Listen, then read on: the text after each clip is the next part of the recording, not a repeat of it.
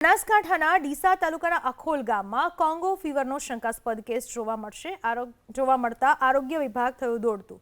અખોલ ગામના 35 વર્ષીય યુવક રણજીતસિંહ સોમાજી પરમારની અચાનક તબિયત બગડતા તેમને ડીસા ખાતે પ્રાથમિક સારવાર આપવામાં આવી। ત્યારબાદ વધુ સારવાર અર્થે તેમને અમદાવાદની ખાનગી હોસ્પિટલમાં ખસેડવામાં આવ્યા। ખાનગી હોસ્પિટલના તબીબો દ્વારા દર્દીના લોહીના સેમ્પલ વધુ તપાસ માટે પુણે સ્થિત નેશનલ ઇન્સ્ટિટ્યૂટ ઓફ વાયરોલોજી લેબમાં મોકલવામાં આવ્યા છે। દર્દીના પરિવારજનો અનુસાર હાલમાં તેમની તબિયત સ્થિર છે। કેસની ગંભીરતાને ધ્યાનમાં રાખીને આરોગ્ય વિભાગ અને પશુપાલન વિભાગ તાત્કાલિક હરકતમાં આવ્યું। અખોલ ગામમાં તકેદારીના ભાગરૂપે આરોગ્ય ટીમ દ્વારા ડોર ટુ ડોર સઘન સર્વેલન્સ હાથ ધરીને દવા છંટકાવની કામગીરી શરૂ કરવામાં આવી।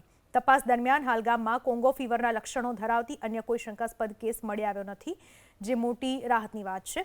કોંગો ફીવર મુખ્યત્વે પશુઓના શરીર પર થતી ઈતરડીના કરડવાથી જાનવરોમાંથી મનુષ્યમાં ફેલાય છે।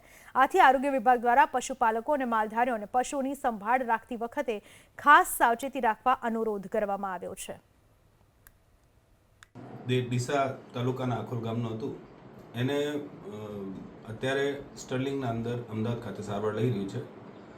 પૂછતા એમના રિલેટિવ જણાવ્યું છે કે દર્દીની હાલત સ્થિર છે અને તકેદારીના ભાગરૂપે અખોલ ગામના અંદર આરોગ્યની ટીમો દ્વારા સર્વેલન્સ કરવામાં આવી છે। સતત સર્વેલન્સ ચાલુ છે। ત્યાં ક્રિમિયન કોંગો હેમરેજિક ફીવરના લક્ષણો જણાતા કોઈ બીજા દર્દીઓ જોવા મળ્યા નથી। ડીસા દાખલ કર્યો હતો, પછી એને તબિયત ઠીક નથી, પછી મેં અમદાવાદ પકડ્યો, પછી મેં એને તબિયત તારી સારી છે, અમદાવાદ રિપોર્ટ સારા આવ્યા છે, પછી મેં રિપોર્ટ સારા આવ્યા છે। આરોગ્યની ટીમ આવી હતી, બધા ઘરે ઘરે દવાની સંતાવ કર્યો।